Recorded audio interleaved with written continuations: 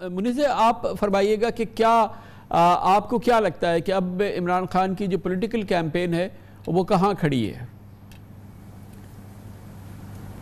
دیکھیں یہ بہت بڑا سوال ہے کہ عمران خان صاحب کی جو پولیٹیکل کیمپین ہے وہ کہاں کھڑی ہے، چونکہ اگر عمران خان صاحب جمہوریت کی بات کرتے تو میں سمجھتی ہوں کہ وہ واقعی میں پھر جتنی بھی جمہوری قوتیں ہیں پاکستان کے اندر ان سے مل کے ایک لائے عمل طے کرتے، جس طرح کہ چارٹر آف ڈیموکریسی تیار کیا گیا تھا 2006 کے اندر بے نظیر بھٹو اور نواز شریف کے درمیان۔ دوسری طرف دیکھیں کامران صاحب، ہم تو اپنی فوکس رکھتے ہیں نا پنجاب کے اوپر، تو وہاں پہ ایک آزادی مارچ ہو رہا ہے، مگر وزیرستان میں بھی ایک آزادی مارچ ہوا ہے اور وہ واقعی میں اپنی حق کی بات کر رہے ہیں، کہہ رہے ہیں کہ ہم طالبان کی حکمرانی کو نہیں مانتے، ہم یہاں پہ امن چاہتے ہیں۔ پھر گوادر میں جا کے دیکھیں، لوگ اپنی جو بنیادی حقوق ہیں، جو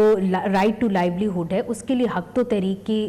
حوالے سے ہزاروں خواتین اور بچے نکلے۔ تو خان صاحب اگر ڈیموکریٹ ہوتے تو کہتے کہ ہم ان کی آواز کو بھی ریکگنائز کرتے ہیں، آؤ میرے ساتھ ملو، میرے صفوں میں ملو، ہم اس سارے پسماندہ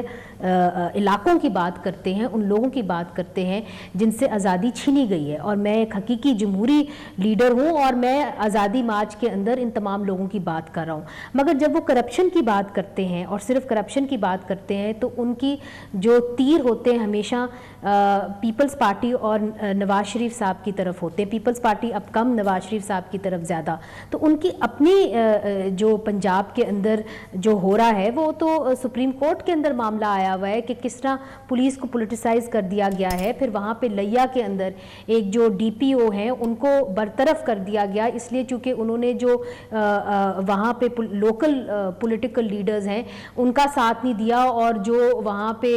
زمین ہے اس کو جو وہ وہاں پہ گریب کرنے کی کوشش کرے تھے اس کے خلاف انہوں نے کام کیا ہے۔ تو ان کی اپنی جہاں پہ حکومت ہے وہاں پہ کرپشن کی بات ہو رہی ہے، مگر ان کا فوکس مسلسل جو ہے یہ میرا کہنا تھا کہ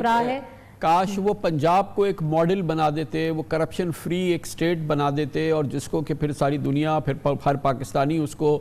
کرتا، لیکن یا خیبر پختونخوا کو